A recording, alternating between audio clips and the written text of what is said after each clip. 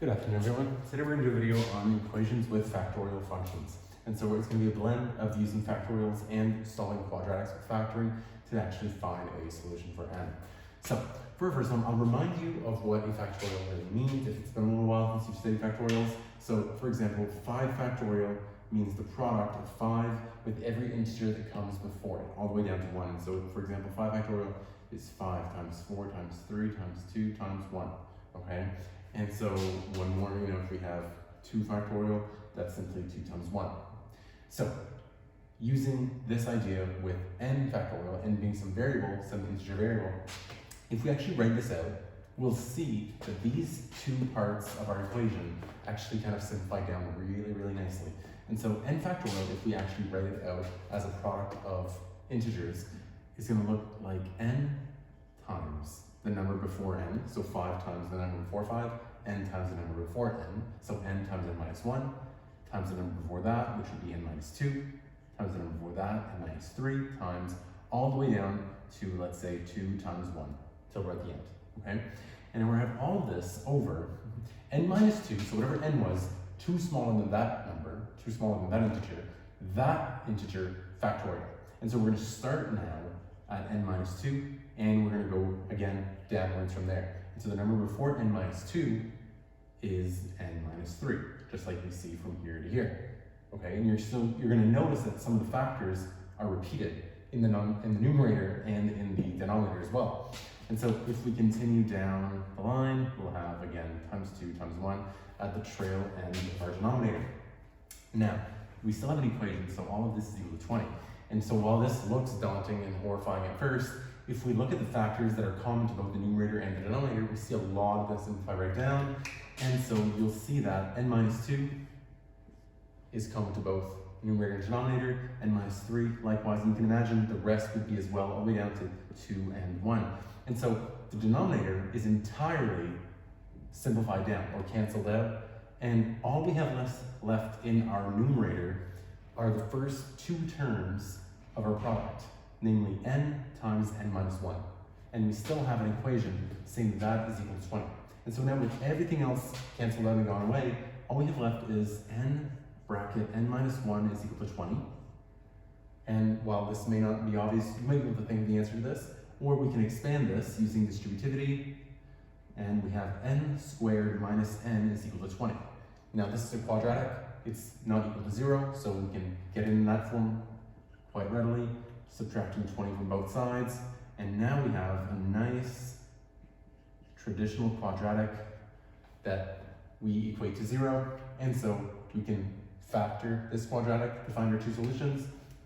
If we factor this quadratic, I'm again looking for 2 numbers that add for a sum of our middle coefficient of our b value. We have minus n, and so it's implied that that means minus 1n.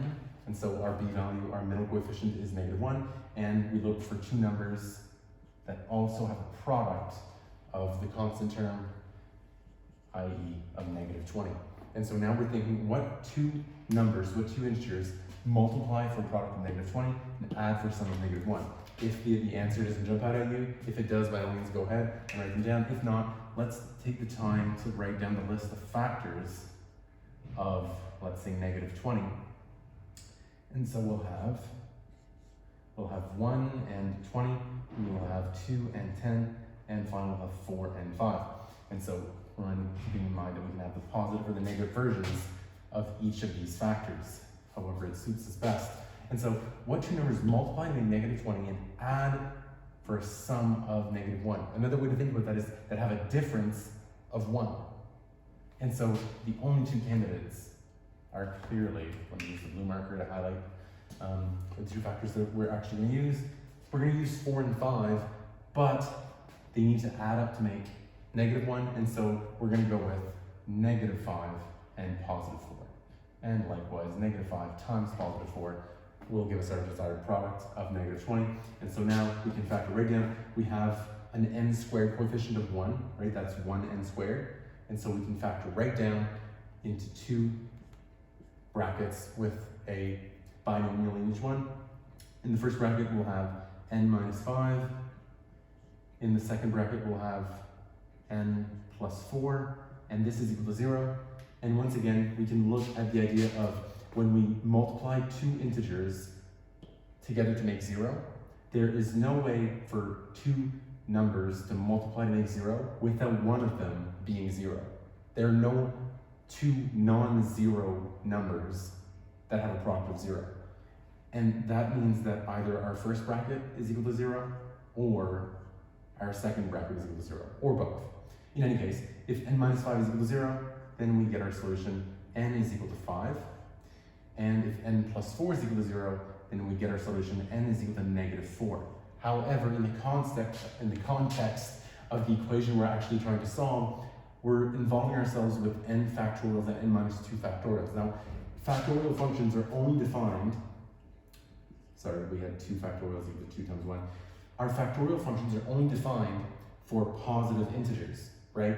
We're defining the factorial function as the integer that we begin with the product of every integer before it down to positive 1. We can't possibly start that function at a negative number. Factorials are not defined for negative integers. And so n equals negative 4, in this context, for the actual solution that we're trying to solve, is not a real solution. And so we only get one solution to this equation, namely that n is equal to 5, okay? Let's try again with number 2. We have n plus 2 factorial, so let's take the time to expand that out as the product of many factors. And so we'll have n plus 2 times, the number of 4n plus 2 is n plus 1, then we get times n, then we get n minus 1, all the way down to times 2, whoopsies, let me use the dot product again, times 2 times 1, all of this over. Now this is not 2n factorial, it's 2 times n factorial, so we'll simply get 2 n factorial is n times n minus 1 times n minus 2. We've seen that laid out, n is 1, minus 2, and minus 3, right? So we can write that out again. We've seen that expansion in example 1 times 2 times 1 at the end. And so now, before and, we have all of this being equal to 36. That's the equation that we're trying to solve for n. And so now, again, if we take the time to look at our numerators and our denominators, we're going to see a bunch of factors simplifying down and our task becoming much simpler. I'll point out the factor of 2 at the very beginning, okay? So usually we're looking for factors to simplify down, but I don't want to get rid of this factor of 2 quite yet, because we're actually going to use it at the very, very end.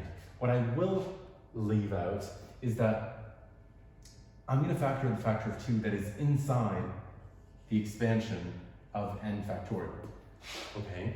Because now, if we look at the expansion of n factorial, that's really, if we look at our numerator, the exact same expansion as we have in this part of our numerator, right? We have n plus 2, n plus 1, and then from that point forward, it's simply n times n minus 1 times all the way down. That is precisely the expansion for n factorial, which is exactly what we have in the denominator here. And so let's leave the 2 all the way out front where it is. We'll deal with it later on.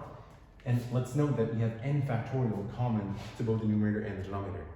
And so we can entirely cancel those out and simplify down our equation by a large margin.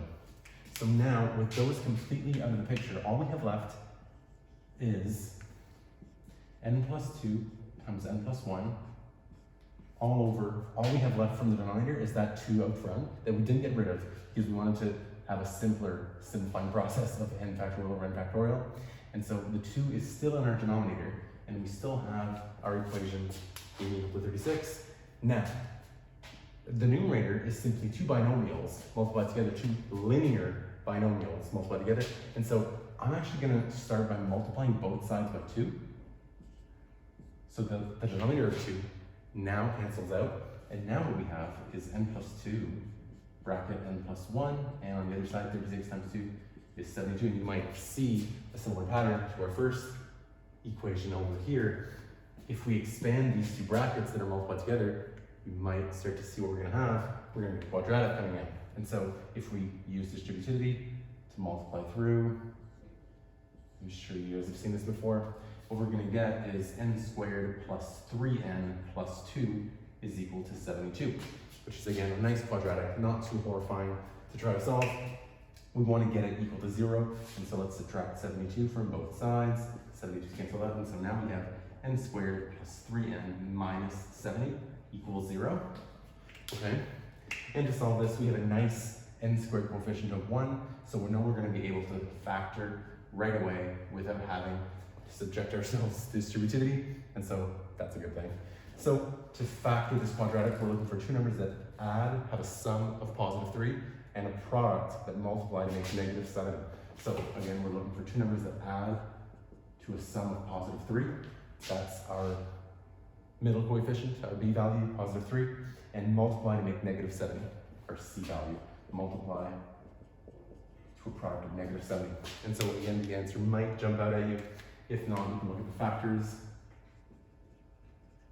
of negative 70 explicitly. Make a nice list. This doesn't take too long. We have 1 and we have 7, clearly. We have 2 and we have 35. We have, what else do we have? We have 5 and we have 14. And finally we have 7 and 10. And so now we want two numbers that add to make positive 3 and multiply to make negative 70. Now just the fact that our product is negative 70, we know that we're going to have one negative and one positive number, right? And so really we're looking for two numbers that have a difference of positive 3 because one's going to be negative. And so clearly if we look at the list of factors, the only candidates are 7 and 10. And since we need the sum to be positive 3 rather than negative 3, we're going to go with positive 10 and negative 7 because 10 plus negative 7 does give us a sum of positive 3. And likewise, 10 times negative 7 does produce our desired product of negative 70. And so 10 and negative 7 are our two candidates. And so we can factor right down, again, because we have an n squared coefficient of 1, so we don't need decomposition. And so we can go right ahead to n plus 10 and n minus 7. And again, using the argument that if two numbers multiply for a product of 0, then the only way that happens is if the first number is actually 0 or if the second number is actually 0.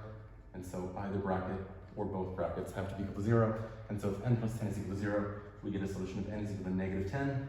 And likewise, if n minus 7 is equal to 0, we get a solution of n is equal to 7. And again, reminding ourselves of the context of our equation, these are factorials inside of our equation.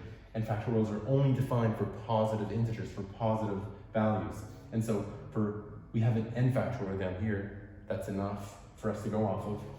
N equals negative 10 is not going to be a useful solution because negative 10 is not defined for factorial. Negative 10 factorial is not something that we have any value for. It's not defined for n is equal to negative 10. The only solution that does work is n equals 7 because 7 factorial and 7 plus 2, which would make 9 factorial, are perfectly fine. And so n equals 7 is our one and only solution because of the context of our equation. Okay? I hope this helps. I hope this was at least a bit of a refresher with solving quadratics by factoring. I hope this maybe helped visualize how factorials lay themselves out and how they present themselves in the form of equations. And if you guys have any comments, suggestions, please do let me know. Any requests for future videos are always appreciated, and thanks for watching.